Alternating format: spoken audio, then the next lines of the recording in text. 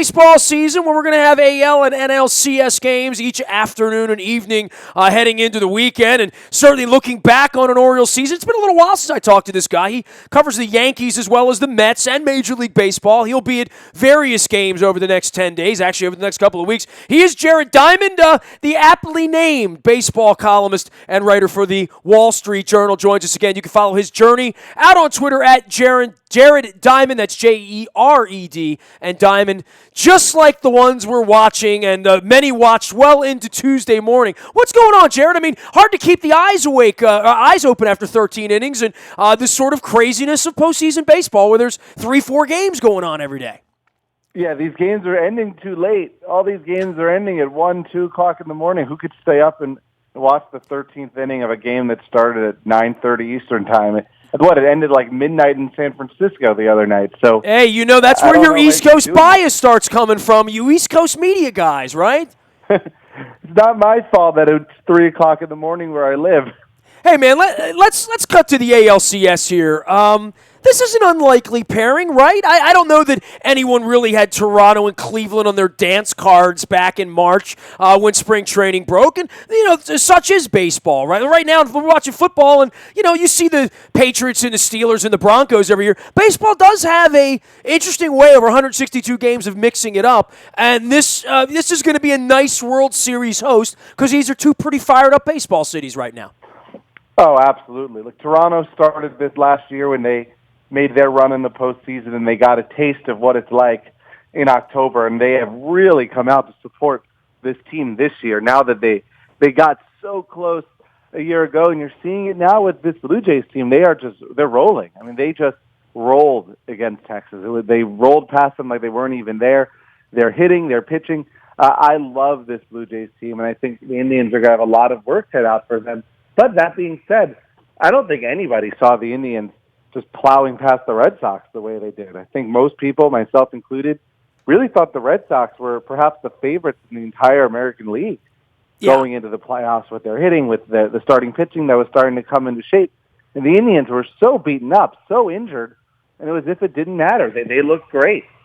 Well, in the case of the Red Sox, I'm with you. I thought they were the powerhouse coming in. I didn't think they'd go 3 games in 90 night, especially once they got back to Fenway and they started to rally late. I mean, you almost smelled it a little bit on Monday night, but an hour later, Big Poppy's doing the big walk-off there. I could have predicted Toronto because I felt like they had a little bit of a storm about them, but I didn't see the Red Sox going out so easily.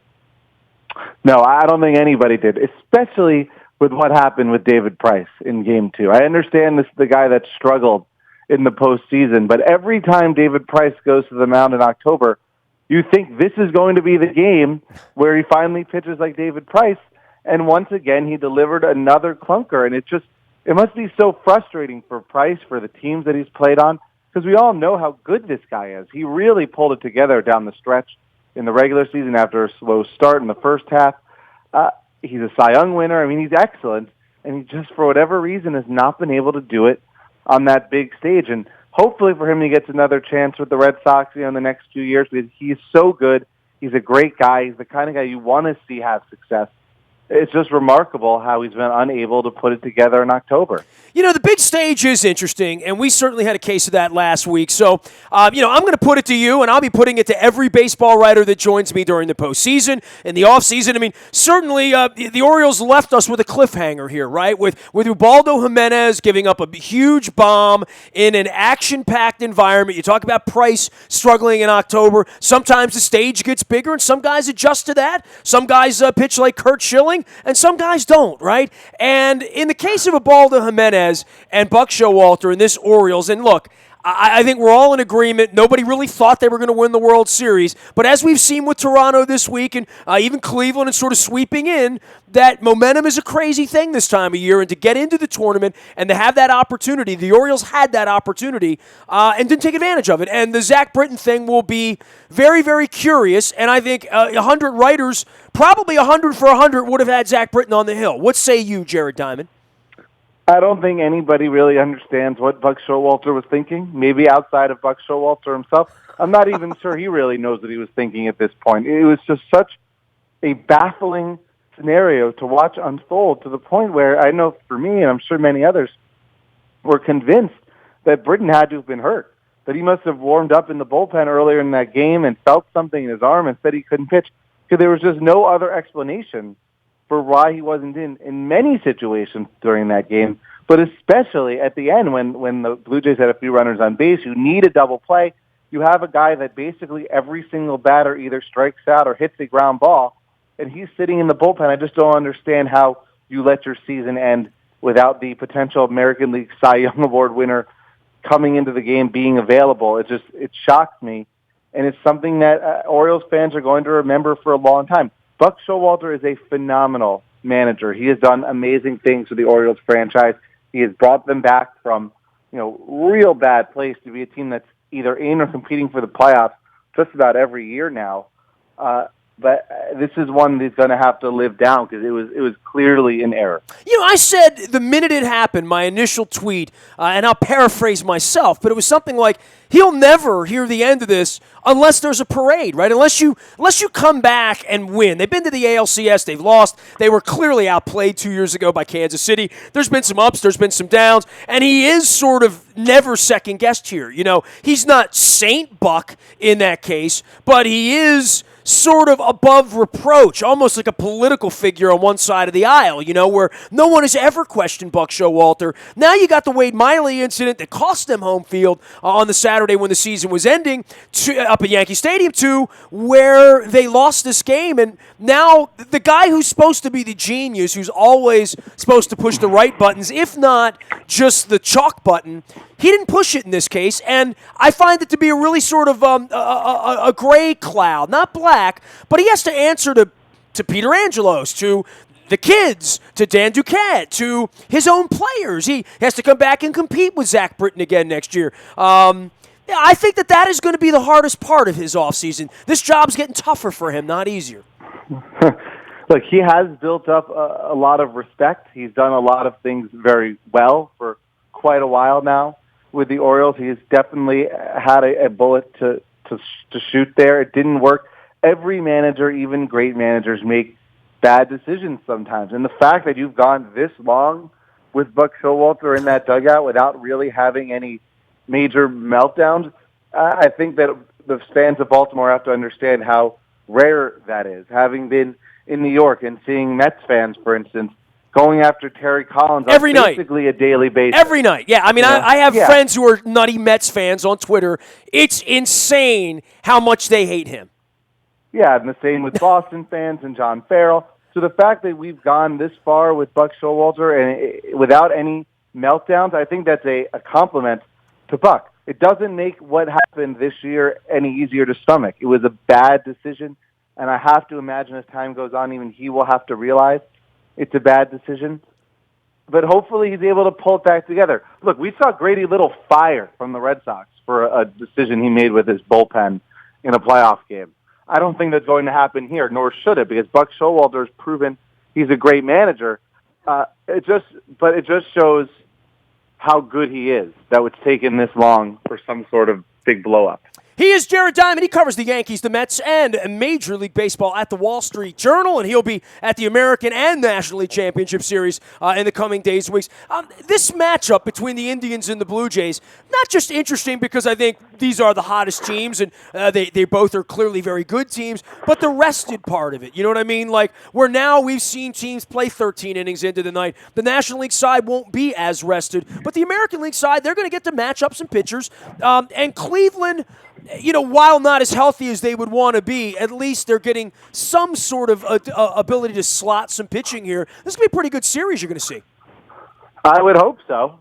Hopefully it's better than the series they've played before, because those were both terrible series when they swept. So no one wants to see that. We all would like to see, lots of games, 6-7 game series, right? That's what everyone wants in any postseason series, unless you're maybe a fan of one of the teams. Hopefully we see it. The Indians are shorthanded. There's no doubt. The Blue Jays on paper seem to stack up better, for sure, but the Red Sox stacked up better on paper than the Indians, and here we are. So you just can't predict, especially in October. Often, whatever you think's going to happen rarely does. I think we've seen that over a long enough period of time now with baseball. What's the state of the Yankees and the Mets going into the offseason? I mean, the Orioles have their own issues, and here comes free agency. Certainly the Mets were a bit of a disappointment this year based on expectations, but had a zillion injuries. And the Yankees, quite frankly, for having like a not playoff year, at the end of the year when I review them, other than the team that actually wins the World Series, I don't think they had a bad year. I think that there's a reloading going on there that should be very closely watched by fans of teams like the Blue Jays and the Orioles that sat in the cellar for 15 years. Well, there's no doubt with the Yankees. They made the playoffs in 2015. They won the wild card. They made the wild card. They lost the wild card game. This year, they did not make the playoffs. So in the standings, this was a step backwards. But there is no doubt in my mind, I think in the mind of any Yankee fan, that this season was a much more successful season than last season, even though they missed the playoffs. And that's because for the first time, basically forever, they decided we're going to look to the future and put ourselves in a position to really compete for a championship sooner than we would have otherwise. And I don't think that's going to happen in 2017. Brian Cashman has set expectations, I would say, fairly low for 2017. That he's not convinced yet that this is going to be a championship team, but they're a lot closer than they would have been because of the trades they made, because of the prospects they've brought up. We saw what Gary Sanchez did. We know now what they have in the farm system, which was one of the weakest in all of baseball on July 25th, and by August 1st, it was one of the best. That's how fast it turned around for the Yankees. So I think they at least should be nervous in the coming years. I think they might have one more season, these other teams, to make a run at it, because after that, it's going to get real tough. Well, anything you have to say about, from a fan's perspective, of the crazy stuff that happened to the Dodgers fans on Tuesday? And look, this has been going on for over a decade now. And look, in Baltimore, we haven't made the playoffs enough and had long enough experience. But, these game times switching around on the day of the game. And, I mean, those Dodgers Nationals tickets for Tuesday's game selling for $6 and $7 and $8 on the internet. I know what they're trying to do with television, but I don't know how they ever get anyone to go out there and take a ticket or sell a hot dog or sell a beer. And certainly the media, the fans, ticket holders, not knowing whether a game's at 5:30 or 2:30 on a holiday. It's just a really weird thing baseball has done here with its times. And I yell at college football about this all the time as well. But with baseball, with these games being, we're going to announce at 3 o'clock in the morning when we're going to play today. That's nuts. It really is.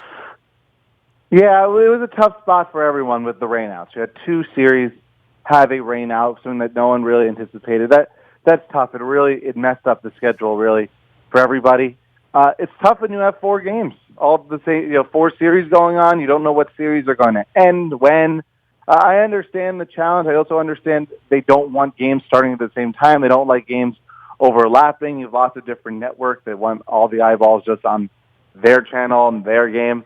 So I understand it. Is it frustrating at times? Sure. Is it frustrating to have a playoff game start at 9:30 on the East Coast sometimes?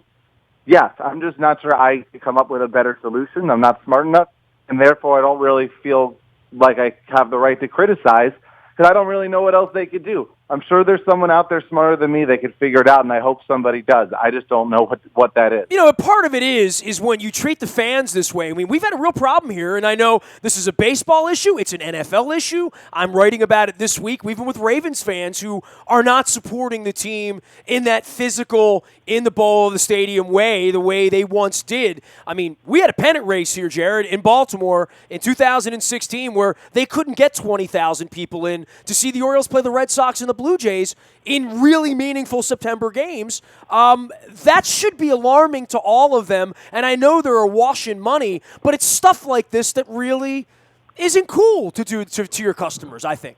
Yeah, it is surprising just because we have seen, and look, in fairness, we have seen across Major League Baseball, attendance has been really phenomenal. It's been going up and up and up every single year. Actually, this year it did dip a little bit, but not very much.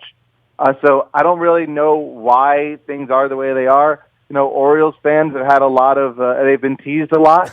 They've had a lot of very early playoff exits. It reminds me a little bit of what with the Braves in the 90s when they were getting knocked out in the first round every single year. They needed a little more to be sold. I wonder if Orioles fans feel that way. We need to get to an ALCS or a World Series before you're really going to believe because you've seen so many early October exits. Jared, always appreciate it, man. Rest up. You got a lot of baseball, a lot of late nights, and probably a lot of cold weather ahead of you. Maybe in Toronto they'll close the roof for you, but no such thing in Cleveland next week, man. Great having you on. Always appreciate your time.